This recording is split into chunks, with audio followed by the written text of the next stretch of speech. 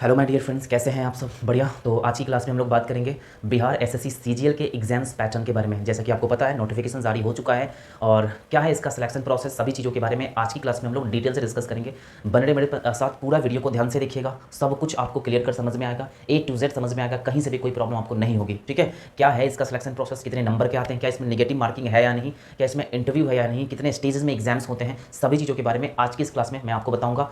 बने रहे मेरे साथ, कहीं मत जाइएगा। ठीक है, तो क्लास शुरू करने से पहले आप सभी से छोटी सी रिक्वेस्ट है, अगर चैनल पर नए हो तो प्लीज़ चैनल को सब्सक्राइब कर लीजिएगा, बेल आइकन को प्रेस करके रखिएगा ताकि जब भी कोई वीडियो अपलोड होता है सबसे पहले नोटिफिकेशन आपको मिल जाए। ठीक है, चलिए तो स्टार्ट करते हैं हम लोग। तो सबसे पहले मैं बता दूं, बिहार एसएससी सीजीएल तीसरा बार ये एग्जाम्स ले रहा है। ठीक है, टोटल पोस्ट की बात करते हैं तो टोटल पोस्ट आपका 2187 है, 2187। ठीक है, अच्छे पोस्ट है, अप्लाई ज़रूर कीजिएगा। ठीक है, चलिए देखिएगा पूरा ध्यान से, सब कुछ आपको क्लियर कर समझ में आएगा। बात करते हैं एप्लीकेशन स्टार्ट की, तो 14 अप्रैल से आपका एप्लीकेशन स्टार्ट होगा, ऑनलाइन एप्लीकेशन है। ठीक है, 14 अप्रैल से ये स्टार्ट हो जाएगा, 14 अप्रैल। उसके बाद एंड की बात करते हैं तो 17 मई तक ये एप्लीकेशन आपको रहेगा। राइट, उसके बाद क्वालिफिकेशन की बात करते हैं तो आपके पास ग्रेजुएशन होना कंपलसरी है, किसी भी सब्जेक्ट से हो, मैथमेटिक्स, साइंस, आर्ट्स, कॉमर्स, कोई भी सब्जेक्ट आपके पास है तो आप इसमें फॉर्म फिलअप कर सकते हो। राइट, तो क्वालिफिकेशन आपका होना चाहिए ग्रेजुएशन एनी सब्जेक्ट्स। यहाँ तक क्लियर समझ में आया? चलिए अब देखो ध्यान से, एज लिमिट है सर जनरल वाले के लिए मिनिमम 21, मिनिमम आपका 21 साल होना चाहिए। ठीक है, इससे कम नहीं होगा, ध्यान रखना इस बात को। और मैक्सिमम आपका जनरल के लिए आपका 37 है और ओबीसी के लिए आपका 40 है, 40 साल है। ठीक है, एससी एसटी के लिए आपका 42 है। ठीक है, ओके। उसके बाद जॉब लोकेशन की बात करते हैं, इसमें आपको सिर्फ बिहार में जॉब होगा, ध्यान रखना, बिहार में ही आपका जॉब होगा, यही इसका जॉब लोकेशन है। और हाँ, बिहार के कैंडिडेट है तो उनको आरक्षण मिलेगा और अदर स्टेट्स की कैंडिडेट है तो उनको आरक्षण नहीं दिया जाएगा। ठीक है, ध्यान रखना इस बात को। तो यहाँ तक क्लियर समझ में आ गया? चलिए अब हम लोग बात करेंगे इसका एग्जाम्स का पैटर्न क्या है, कितने स्टेज में एग्जाम्स होता है, सिलेक्शन प्रोसेस क्या है। तो ध्यान रखना, इसमें 2 स्टेज से आपको गुजरना पड़ेगा।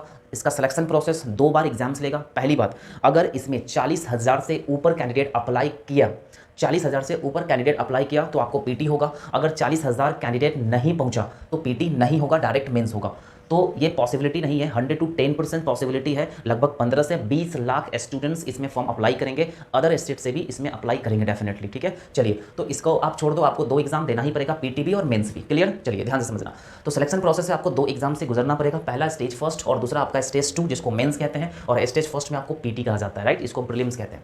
तो ध्यान रखना। अब इसकी बात करते हैं तो क्वेश्चंस ऑब्जेक्टिव टाइप के होंगे, ऑब्जेक्टिव टाइप एमसीक्यूज क्वेश्चंस होंगे। उसके बाद नेगेटिव मार्किंग होगा 1 नंबर का, नेगेटिव मार्किंग डेफिनेटली होगा 1 नंबर का। अगर आप एक क्वेश्चन गलत करते हो तो आपका 1 नंबर कटेगा। ठीक है, एक क्वेश्चन गलत करते हो तो 1 नंबर कटेगा। उसके बाद टोटल क्वेश्चंस की बात करते हैं तो टोटल क्वेश्चंस आपका 3 सेक्शन से क्वेश्चंस पूछे जाएंगे। पहला सेक्शन आपके सामने है जनरल स्टडीज, उसके बाद जनरल साइंस एंड मैथ्स और उसके बाद रीजनिंग।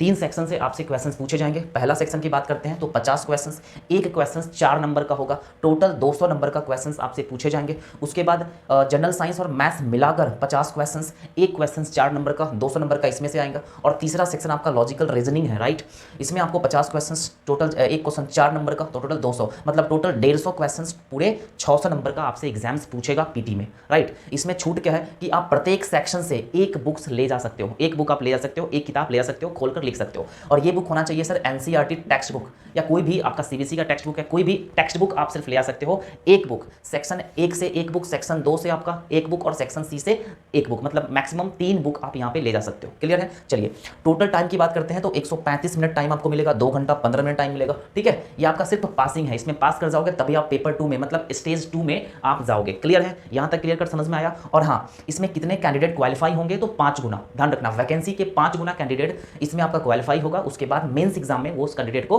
बैठाया जाएगा। यहां तक समझ में आएगा? इसमें कहीं से भी कोई प्रॉब्लम है? चलिए, 40,000 प्लस कैंडिडेट अगर अप्लाई करते हैं तब जाके पीटी होगा, और पीटी कंपलसरी होगा, 100% होगा, क्योंकि 20 लाख, 15 से 20 लाख स्टूडेंट्स इसमें अप्लाई करने वाले हैं। ठीक है, इसमें छूट है कि आप बुक्स ले आ सकते हो, मैक्सिमम 3 बुक्स, और वो भी टेक्स्ट बुक। राइट, उसके बाद स्टेज 2 की बात कर लेते हैं तो स्टेज 2 में, जिसको हम लोग मेंस कहा जाता है, इसमें 5 गुना, वैकेंसी का 5 गुना स्टूडेंट्स इसमें अपीयर होंगे। उसके बाद बात करते हैं मेंस में, तो मेंस में आपको 2 पेपर देना पड़ेगा, 2 पेपर का एग्जाम्स में आपको बैठना पड़ेगा।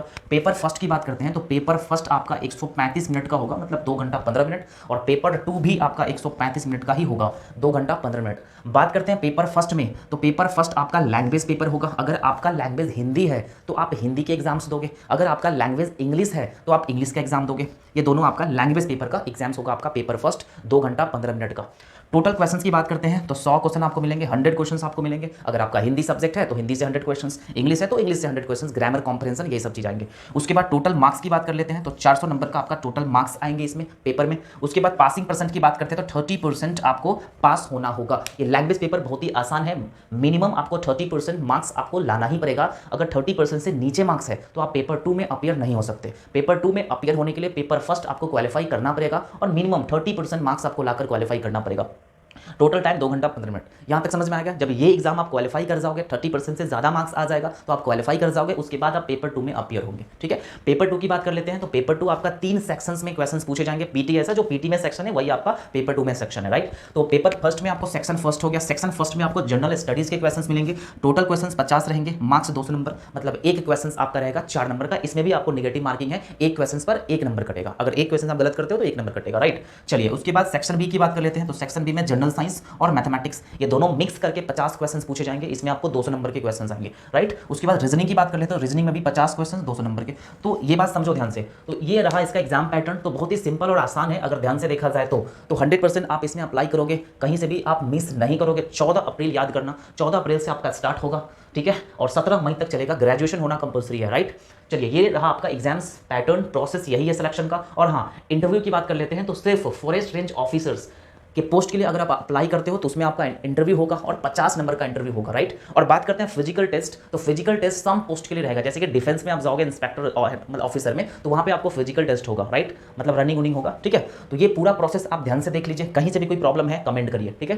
तो आशा करता हूँ आपको समझ में आया होगा। नेक्स्ट वीडियो आपको पूरे सिलेबस पर मैं दूंगा और इसका तैयारी कैसे करें कैसे ना करें, क्या है इसका ऑथेंटिक तरीका, सभी चीज़ों के बारे में अगली वीडियो में आपको दिखेगा, ठीक है। इसीलिए चैनल को हमेशा सब्सक्राइब करके रखिएगा ताकि कोई भी इंपॉर्टेंट वीडियो मिस ना कर जाओ, ठीक है। तो आज के लिए इतना ही, फिर मिलते हैं कल की क्लास में, तब तक के लिए thank you so much, take care, bye bye.